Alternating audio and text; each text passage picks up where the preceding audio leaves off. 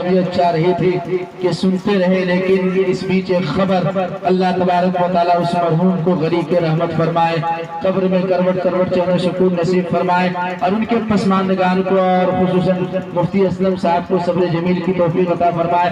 اب آئیے، چونکہ وقت اجازت نہیں دیتی ہے، صرف ایک چھوٹے سے شعر کے ساتھ کہ پلا ساقی خمار آئے نہ آئے، پلا ساقی خمار آئے یا نہ آئے، یا پھر دورے پہاڑ آئے یا نہ آئے، میں انتہائی ادب کے ساتھ 2-4-5 منٹوں کے لیے جناب مولانا شاداب صاحب کو آواز اسٹیج دوں گا کہ حضرت والا آئے اور چند منٹوں میں اپنی مواعظ حسنہ سے ہم سب سامعین کو معزز فرمائیں۔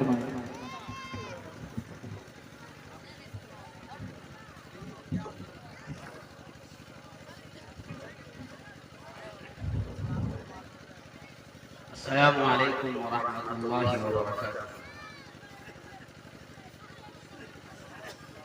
الحمد لله نحمده ونستعينه ونستغفره ونؤمن به ونتوكل عليه ونعوذ بالله من شرور أنفسنا ومن سيئات أعمالنا، من يهده الله فلا مضل له ومن يضلله فلا هادي له، ونشهد أن سيدنا وسندنا ومولانا محمدا عبده ورسوله، أما بعد، أعوذ بالله من الشيطان الرجيم، بسم الله الرحمن الرحيم، يوم يكشف عن ساق ويدعون إلى السجود فلا يستطيعون، صدق الله العظيم۔ میرے معزز و مکرم سامعین کرام اور حضرات علماء کرام، بہت دیر سے آپ حضرات علماء کرام کے وعظ و نصیحت سے مستفیض ہو رہے تھے، اور تمام مقررین اور مواعظین اور جتنے بھی تقریر کرنے والے حضرات علماء کرام ہیں، ان تمام کا مقصد صرف اور صرف ایک ہی ہے، اور ان کے بیان کرنے کا مقصد صرف اور صرف ایک ہے، وہ یہ ہے کہ ہم اللہ کے اور اللہ کے نبی جناب محمد الرسول اللہ صلی اللہ علیہ وسلم کے طور طریقے کو اپنائیں۔ میرے محترم،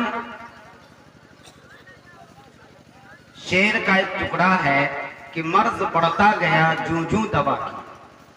آج بہت تقریریں اور جلسے جلوس ہوتے رہتے ہیں، اس کے اندر آپ حضرات تقریر سنتے ہیں، لیکن میرے محترم، ان تمام باتوں کا برعکس نتیجہ آتا ہے۔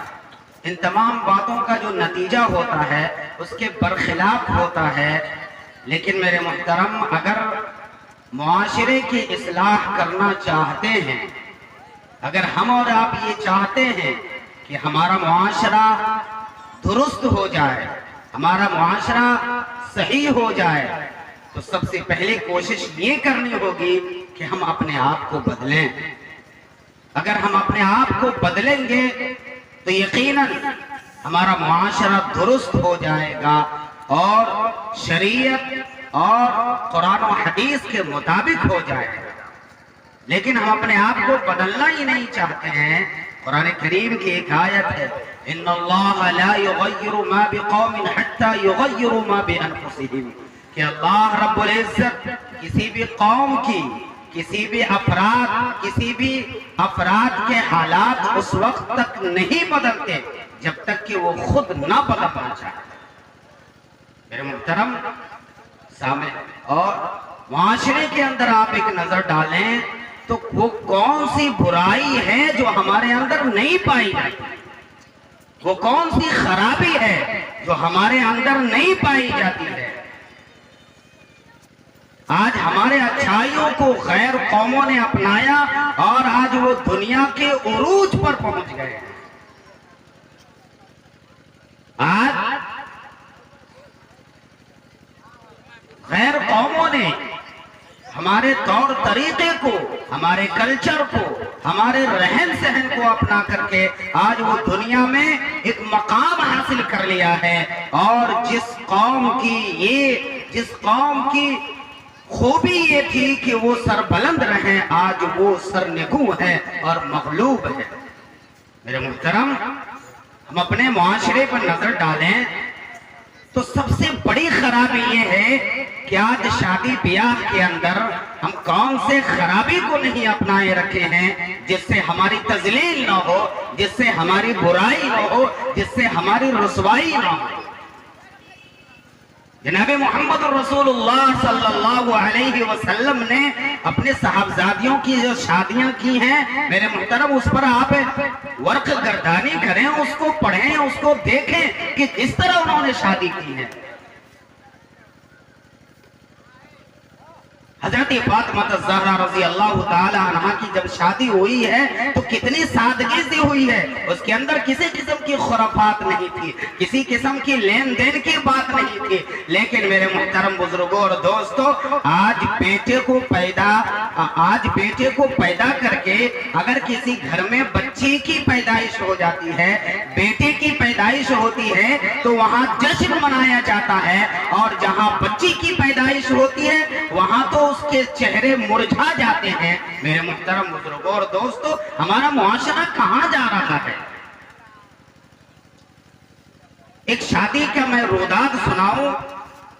جب شادی ہو رہی تھی اور جب رشتہ طے ہوا تو لڑکا والا لڑکی کے گھر گئے، اور وہاں جانے کے بعد آپ جانتے ہیں میرے محترم، آپ میں سے ہر کسی کے پاس بچی ہے، ہر کسی کے پاس نوجوان بچی ہے جن کی شادی محض اس وجہ سے نہیں ہو رہی ہے کہ ان کے یہاں اخراجات نہیں ہے، ان کے پاس پیسے نہیں ہیں۔ میرے محترم بزرگوں اور دوستو، میں جس شادی کی روداد سنا رہا ہوں، اس شادی کے اندر جب لڑکے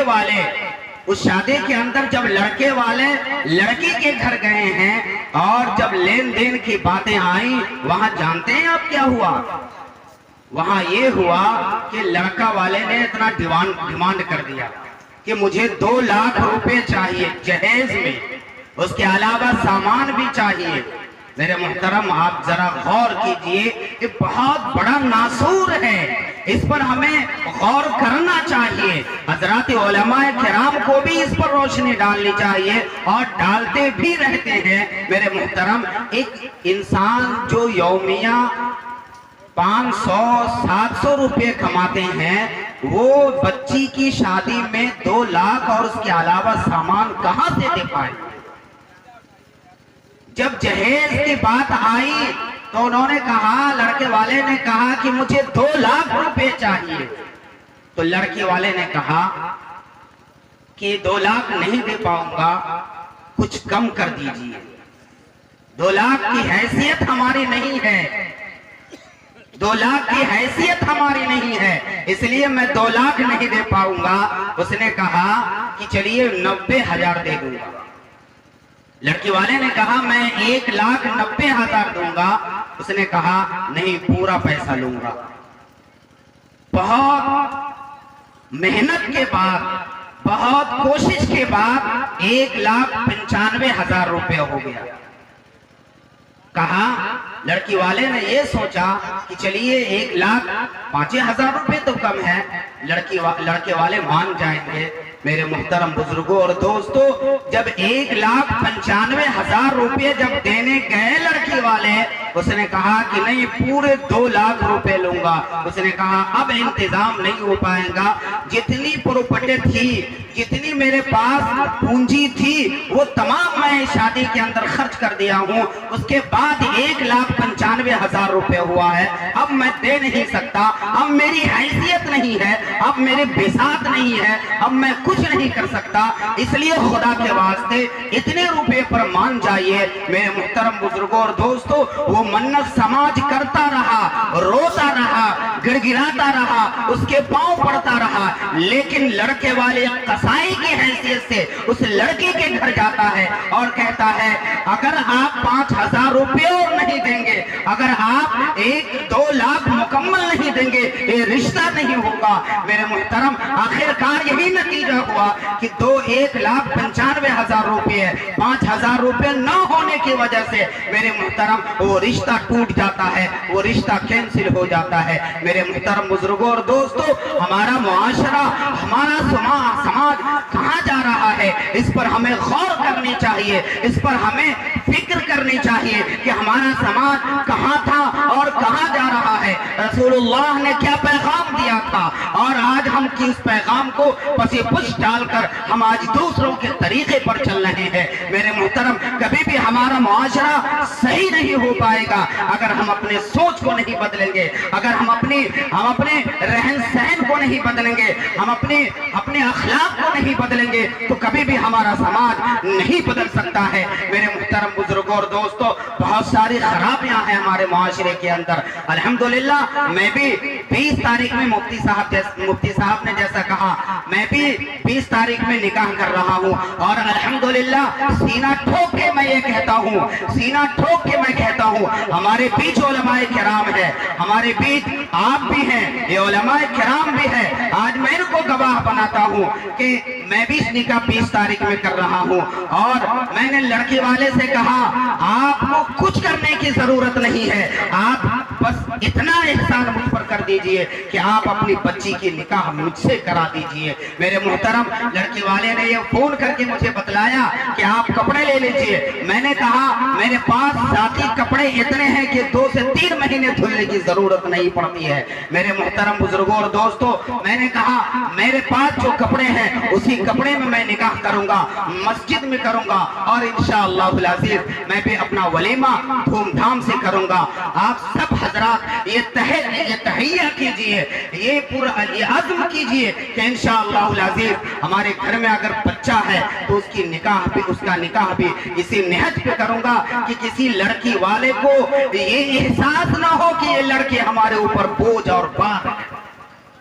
انشاءاللہ العزیز آپ سب حضرات یہ تہیہ کرتے ہیں کہ نہیں؟ انشاءاللہ کر لیجئے۔ لیکن میرے محترم، آج ہمارا حال ایسا کیوں ہو رہا ہے؟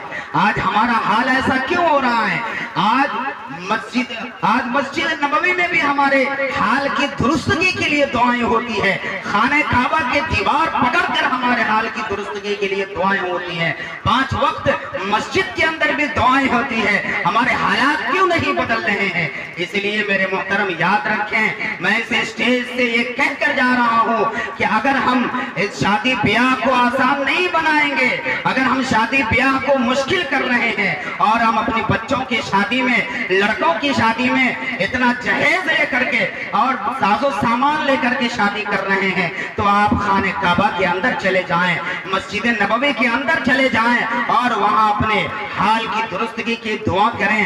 میرے محترم، کبھی بھی وہ دعا قبول نہیں ہوگی۔